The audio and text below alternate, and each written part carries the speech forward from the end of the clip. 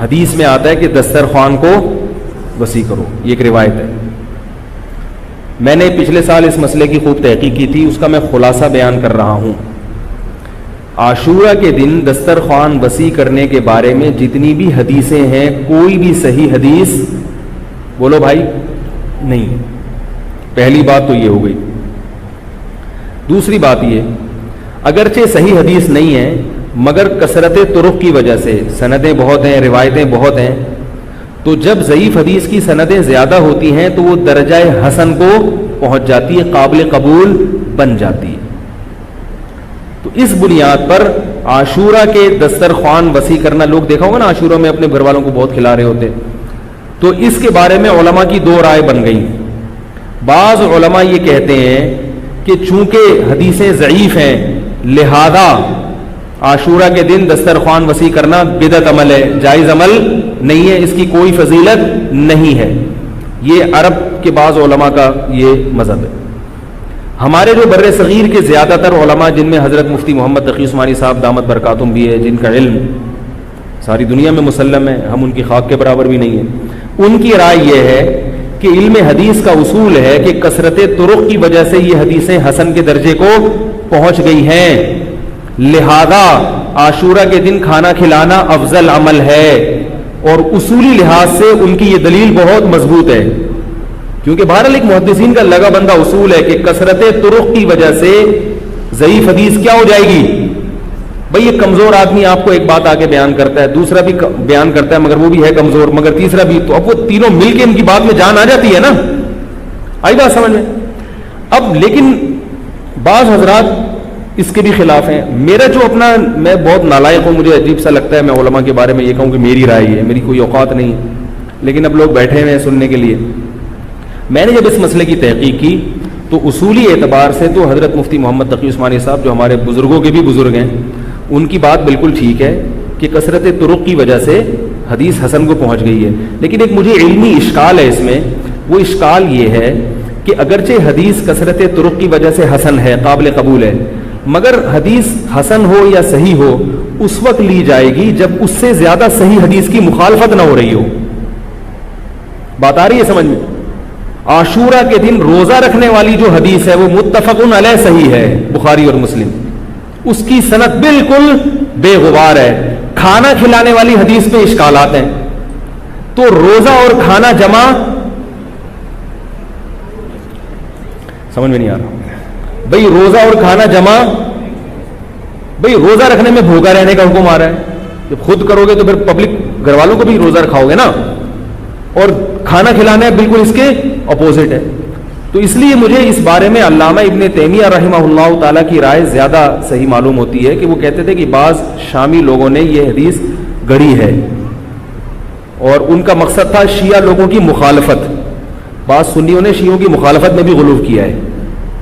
شیعہ اس دن کو منحوس سمجھتے ہیں تو انہوں نے نحوست ختم کرنے کے لیے حدیثیں گڑھی، کھلاؤ پلاؤ، عید کا دن بنا دیا اس کو. سمجھ میں آ رہی ہے بات؟ تو شیعہ کی مخالفت میں بعض لوگوں نے ایسی روایتیں گڑھی ہیں کہ تاکہ یہ دن کھانا پینا ہو، اور روزے میں تو ظاہر ہے صبر کرنا پڑتا ہے نا، تو شیعوں کی مخالفت میں غلو کیا ہے بعض لوگوں نے. تو اس لیے میری جو ذاتی ٹوٹی پھوٹی رائے ہے، ناقص رائے ہے کہ روزے والی حدیث بہت مضبوط ہے اور یہ جو کھانا کھلانے والی حدیث ہے یہ اس کے اپوزٹ ہے. اگرچہ یہ بھی حسن ہے لیکن جب زیادہ صحیح حدیث کی مخالفت ہوگی، احناف کا، فقہ حنفی کا تو اصول ہے کہ خبر واحد اگر قرآن کے خلاف ہو تو وہ قابل قبول نہیں ہوتی. خبر واحد چاہے بخاری کی ہو، اگر حدیث متواتر کے خلاف ہوگی تو بھی قابل قبول نہیں ہوگی، چونکہ جب زیادہ طاقتور چیز آ جائے گی تو اس سے جو کمزور چیز ہوگی اس کو ترک کر دیا جائے گا. اب ایک آخری بات میں کہ بعض علماء اس کا جواب دیتے ہیں کہ بھائی عاشورہ کے دن روزہ بھی رکھ سکتے ہیں اور افطاری میں دسترخوان وسیع بھی کر سکتے ہیں، تو یہ حدیثیں جمع ہو سکتی ہیں. اور بعض نے یوں تطبیق دی کہ خود روزہ رکھو لیکن گھر والوں کو بولو بھائی خوب کھلاؤ پلاؤ، دن میں کھلاؤ. تو میری نظر میں یہ دونوں تعویلات بعید ہیں.